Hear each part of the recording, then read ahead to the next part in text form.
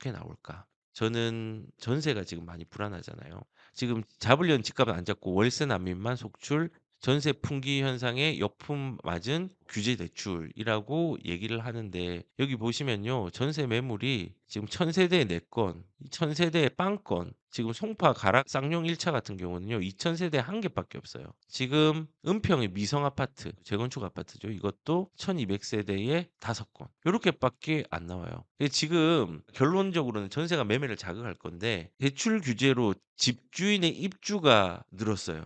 대출 규제가 실거주 요건이 있잖아요. 분양을 하면은 전세를 많이 놔야 되는데 실거주 의무를 했잖아요. 대출하면 실거주를 해야 돼요. 그러면은 집주인 입주가 증가하는 거는 거꾸로 전세의 물량, 월세의 물량이 감소하는 겁니다. 그리고 토지는 실거주 의무가 있잖아요. 그렇기 때문에 신규 전월세 물량이 안 나옵니다. 그리고 기존 세입자들의 계약갱신 사용이 굉장히 많이 늘었어요. 계약갱신의 사용은 신규 전월세 물량이 안 나옵니다. 실질적으로 1년 사이에 신규 계약이 29% 급감했습니다. 이 전세의 감소는요 당연한 거예요. 그래서 지금 정책으로 보면요. 그리고 이걸 더 쪼이면요. 전세의 풍기 현상은 더 크게 나올 거라고 저는 생각을 합니다. 그 말은 서민들의 주거 사다리 이미 무너졌는데 더 많이 무너질 겁니다. 전세 소멸. 그래서 규제의 결과들은 이 대출의 규제, 그다음에 후기 관리역 조정 대상 지역 이것도 대출이 적용이 되잖아요. 대출의 규제. 그리고 실거주에 대한 부분들. 뭐 이런 부분들을 다 포함을 하면은 '전세를 귀하게 만들었다.' 귀하면 가격이 올라가죠. 그리고 이런 전세들은 "전세가 6 억이 평균이다. 서초는 10 억이 육박했다."라고 하죠.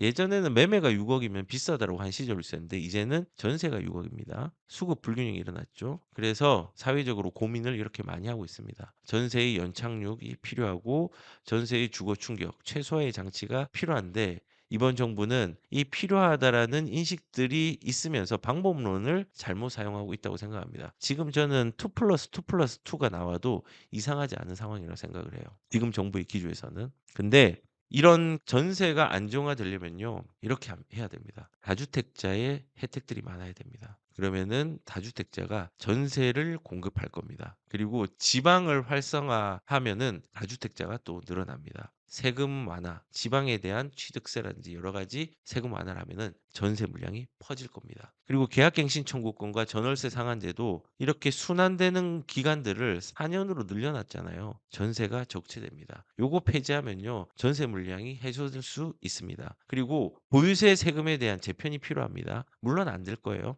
그러면은 조세 이전과 기착으로 전세가도 올리고 그다음에 매매가도 올라가고 하는 부분인데 요런 세금의 재편을 하더라도 전세가 가격들이 또 안정화될 수 있는 부분이 있다고 생각합니다. 그리고 민간 주택 공급의 활성화가 필요합니다. 공공에서 소화 못 합니다. 공공에서 소화하는 물량은 15% 정도? 20%도 안 됩니다. 민간에서 80%의 전 월세를 공급을 하거든요. 그래서 민간 주택의 공급 활성화를 민간 주도가 해야지 공공 주도가 하면은 전세 물량도 사실상 물량적으로 나오는 게 한계가 있다라는 것들을 말씀을 드립니다. 그래서 앞으로 이 전세와 연동돼서 전개될 시장의 상황들은 매매랑 인제 연동을 시키면요. 월세가 상승하고 전세가 줄어들고 매매의 수요가 확대가 되고 집값이 상승하고 이런 방향성들이 계속 일어날 겁니다. 잘 대비하셨으면 좋겠습니다. 지금 이런 시장에 전문가들이나 시장의 반응들은 어떤지 한번 보면요. 아파트 불장 내년 하반기까지 갈 수도 강남 3구 한강벨트가 이제 주도를 하고 있다. 부동산 전문가 100 명한테 설문조사를 했는데 지금 상황을 얘기를 하는 게 더 가깝습니다. 이건 참고용입니다. 10년 뒤, 20년 뒤도 영원히 이렇지는 않습니다. 그런데 지금 상황에선 당분간 이게 유지가 될 것 같아요. 그냥 지금 보시면은 전문가들은 추가 규제가 나와도 집값 잡기 어렵고 구명은 연말까지 3에서 5%가 상승할 거고 단기 공부가 없어서 고공행진할 거고 요런 부분들이 요렇게 설문을 하니까 전문가들이 대부분이 지금 주요 지역들은 더 오르고 그다음에 전셋값은 고공행진을 할 걸로 예상을 하고 있는 것 같습니다. 저도 좀 공감을 합니다. 그래서 시장은 지금 이렇게 반응하고 있고 실질적으로 시장에서도 풍선 효과가 일어나고 있습니다. "무리해서라도 사자. 8억 5천 아파트 3년 만에."라고 했는데 여기 보시면 이문, 휘경, 가양 3 개의 중저가 아파트의 거래량들 실질적으로 많이 늘었습니다. 특히 10억 이하의 아파트들 거래량들이 지속적으로 늘고 있는 상황입니다. 그래서 요것도 인제 일전에 얘기한 것처럼 규제, 심리 둔화, 시장 적응, 통계 수치의 상승과 가격 상승, 거래량 수치죠. 그리고 이런 규제의 순환고리가 계속 규제, 둔화, 통계 수치의 상승, 가격 상승, 규제 이게 계속 반복됩니다. 아마도 수십 번이 나올 수 있습니다. 그리고 지금 규제를 한다고 하지만요. 신선하게 나올 게 없습니다. 응용해서 숫자가 바뀌거나 부수적으로 거기에 추가되어서 나올 수 있는 건 있지만은 그 기조와 근간은 새로울 게 없다고 저는 생각을 합니다. 그리고 인제 이번 주 수요일 날 나옵니다. 그런데 규제는 부자들은 버티고 중산층과 중서민층은 어렵게 되는 양극화의 상황들을 가속화시킬 가능성이 큽니다. 인플레이션은 일어납니다. 그런데 여기서 양극화가 된다는 불가피하다는 것도 저는 인정합니다. 하지만은 이런 규제는요. 양극화가 된다를 넘어서 양극화를 가속화시킵니다. 그리고 규제는요. 심리를 잡아야 하는데 심리를 불안하게 만들 수 있는 시장을 만들 겁니다. 그렇게 심리가 불안한 상태에서 거래를 하게 되는 상황들이 많이 만들어질 겁니다. 그리고 규제로는 수급 문제를 해결할 수 없습니다. 규제로 집값을 억제하기도 힘듭니다. 그리고 결국은 규제로 풍선 효과가 더 명확하게 나오는 상황들이 올해 하반기에는 유지가 될 거라고 생각을 합니다. 미국의 경제학자 중에서 밀턴 프리드만이라는 분이 계십니다.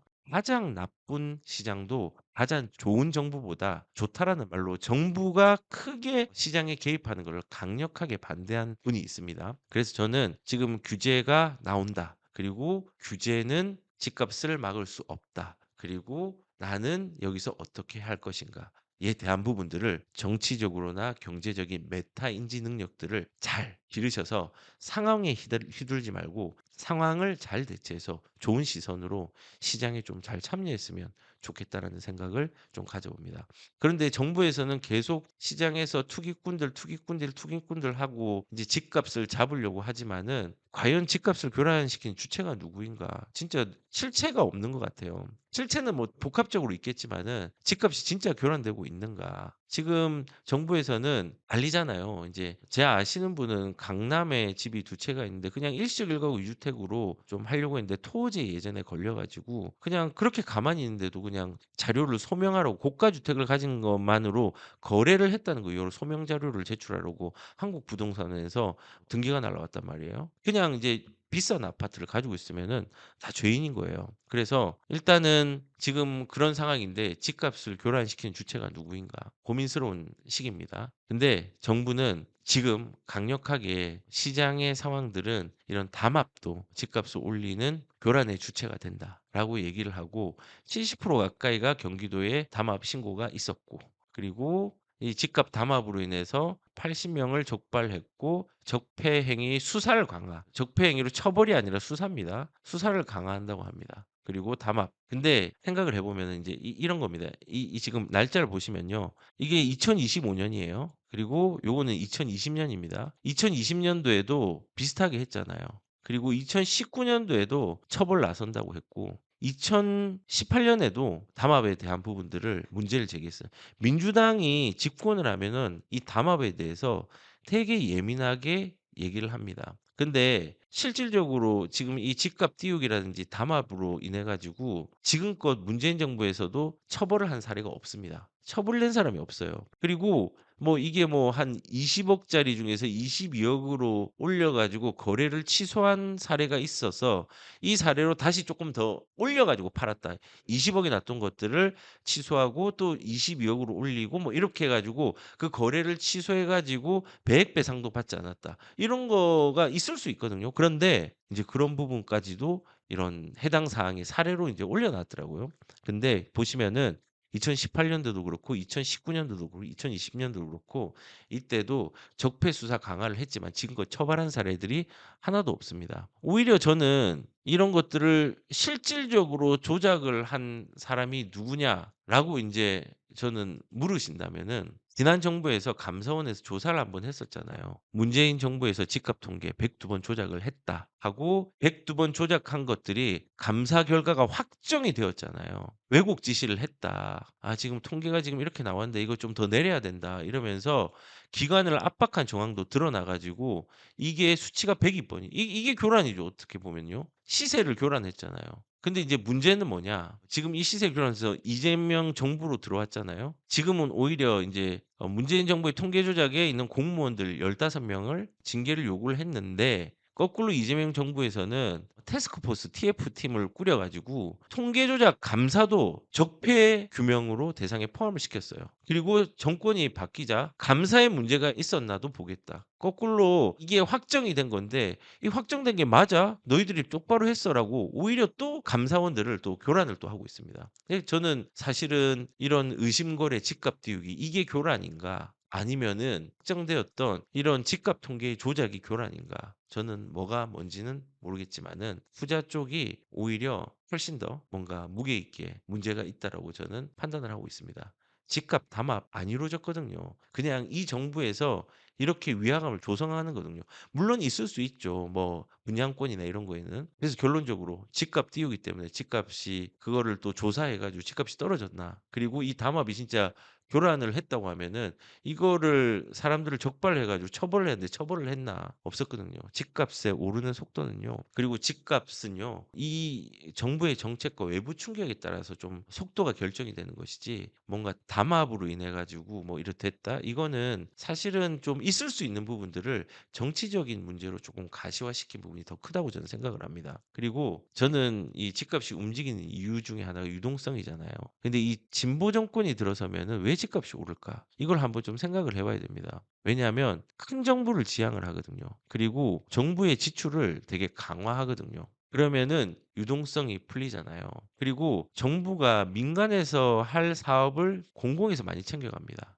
근데 이 장기적으로는 경제를 살리는 효과도 없거든요. 그리고 아까 말한 것처럼 정부가 과도하게 지출을 하게 되면요. 물가 상승이 일어나고요. 정부가 사업을 주도를 하면은 기업의 투자를 위축시키고 경제가 안 좋아지는 경향이 될 수가 있습니다. 그리고 큰 정부는 지출도 많이 합니다. 여기에서 인제 인플레이션을 좀 생각을 해 보면은 지출을 많이 하잖아요.